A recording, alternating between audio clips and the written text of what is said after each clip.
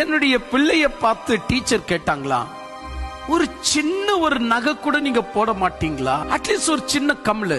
நாங்க சொல்ற விஷயம் இதுதான். எங்க தேவன் நஷ்டத்துல இருக்கிறார். அவர் ராஜ்யத்தை ஸ்தாபிக்கும்படி வந்தவர். அவரால் ராஜ்யத்தை ஸ்தாபிக்கப்பட முடியல. நஷ்டத்தோடு கூட மேல சென்றார். லாபத்தோடு கூட செல்லல, நஷ்டத்தோடு கூட சென்றார். அவர் மரித்தார், அவர் உயிர்த்தெழுந்தார், அவர் ரட்சிப்பை ஏற்படுத்தினார், அவர் சத்தியத்திற்கு குரல் கொடுத்தார். ஆனா இந்த மக்கள் அவரை சிலுவையில் அறைந்து விரட்டிட்டாங்க. அவர் வெறுமையாக பரலோகத்துக்கு சென்றார்.